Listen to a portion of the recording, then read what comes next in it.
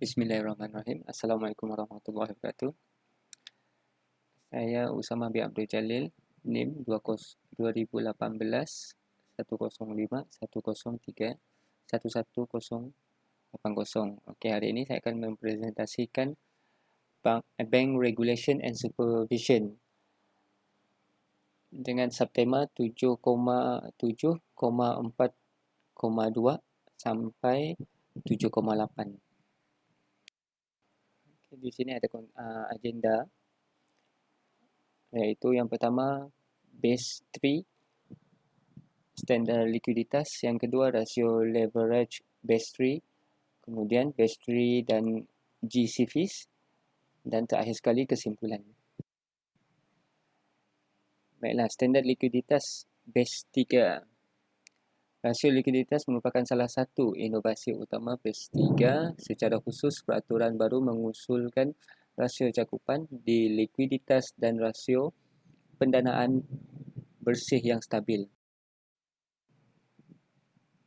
Rasio cakupan likuiditas iaitu dipendekkan LCR. Apa rasio cakupan likuiditas? LCR dirancang untuk memastikan tersedianya aset likuid berkualitas tinggi HQLA yang memadai untuk kelangsungan hidup 1 bulan jika terjadi scenario stres. Apa itu likuiditas berkualitas apa itu likuid berkualitas tinggi HQLA? HQLA diartikan sebagai uang tunai atau aset yang dapat dikonversi menjadi uang tunai dengan sedikit atau tanpa kehilangan nilai di pasar swasta untuk memenuhi kebutuhan likuiditas bank untuk skenario tekanan likuiditas selama 30 hari. Selanjutnya, saya akan menjelaskan tentang fungsi nilai stok HQLA. Sini LCR memiliki dua komponen, iaitu nilai stok HQLA dan total arus keluar bersih, iaitu LCR stock of HQLA dibagi dengan total net outflow over the next 30 days. Lebih besar ataupun sama 100%. Kemudian fungsi yang kedua adalah fungsi total arus keluar bersih, iaitu total net cash outflow sama dengan total expected cash outflow dikurangi minimum total expected cash flow, iaitu 75% of total expected cash flow. Okey, kemudian rasio pendanaan stabil bersih NSFR. Apa itu NSFR? NSFR dirancang untuk mempromosikan ketahanan dalam jangka waktu yang lebih panjang dengan menciptakan insentif tambahan bagi bank untuk mendanai kegiatan mereka dengan sumber pendanaan yang lebih stabil di dasar struktural yang berkelanjutan. Apa tujuan NSFR? Tujuan NSFR bertujuan untuk membatasi ketergantungan yang berlebihan pada jangka pendek pendanaan grosir selama masa likuiditas pasar melambung dan mendorong penilaian yang lebih baik risiko likuiditas di semua item on dan off balance sheet. Selanjutnya, subtema 7,7,4,3 rasio leverage base 3. Apa rasio leverage? Yang kita fahami adalah selain rasio solvabilitas dilakukan rasio leverage antara modal dan penyebut up item neraca dan off neraca yang dapat diintegrasikan ke dalam pilar. Rasio leverage non-risiko adalah berbasis non-risiko 3% tambahan yang berfungsi sebagai penghambat. Selanjutnya, apa tujuan rasio leverage? Tujuan rasio leverage adalah pembenaran teoritis utama untuk rasio leverage terletak pada faktor bahawa rasio berbasis risiko tidak dapat sepenuhnya mencegah rendahnya penilaian risiko tertentu dalam penyebut. itu pasti mencatat bahawa rasio leverage tetap kontroversial dan masih ada ambiguitas tentang aspek-aspek tertentu dari mekanisme yang tepat.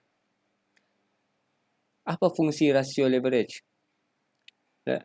Menurut Bank Indonesia Syariah, rasio leverage dimaksudkan untuk membatasi peningkatan leverage di sekitar perbankan untuk menghindar deleveraging yang tidak stabil, proses yang dapat merusak sistem kewangan dan ekonomi yang luas. Kedua, memperkuatkan persyaratan berbasis risiko dengan ukuran penghentian sederhana dan non-risiko. Rasio leverage yang diusulkan dan dinyatakan sebagai persentase definisi sebagai fungsinya rasio leverage sama dengan ukuran modal dibagi ukuran eksposur. Selanjutnya, implementasi. Bagaimana implementasi rasio leverage? Penerapan persyaratan rasio leverage dimulai dengan pelaporan tingkat bank kepada pengawas rasio leverage. Kita akan ke subtema yang ketiga, iaitu Base 3 dan GC.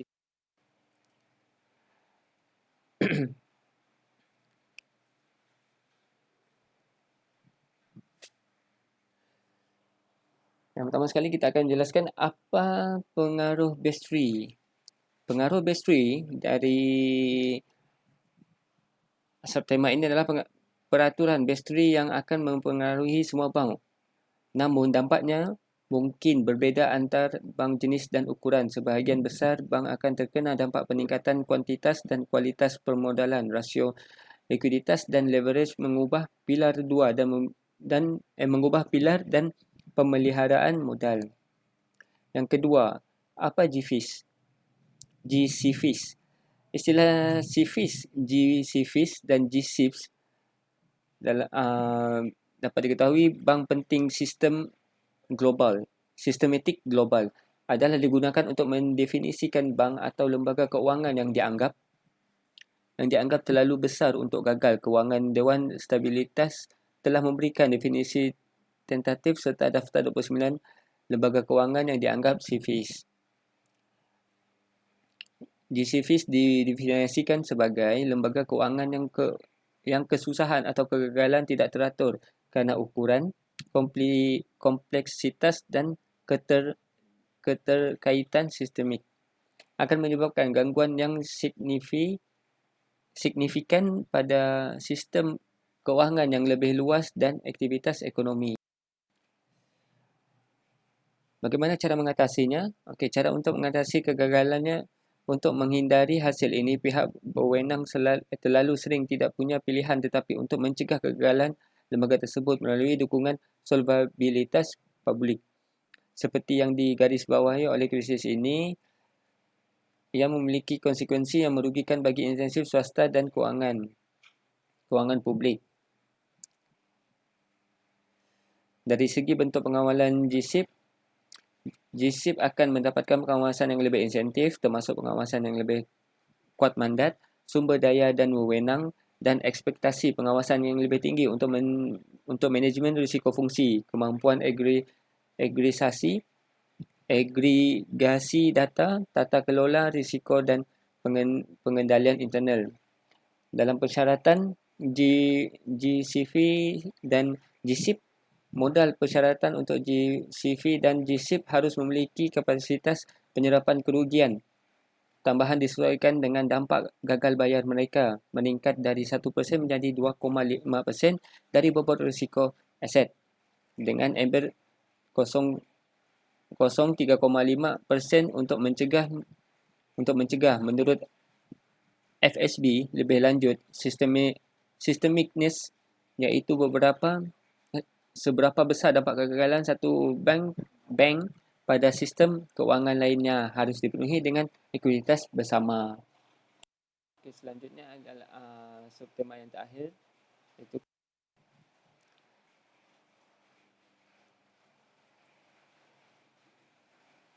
meninjau masalah dengan ini meninjau masalah regulasi kewangan dapat ditinjau tentang alasan regulasi, memperkenalkan berbagai jenis regulasi.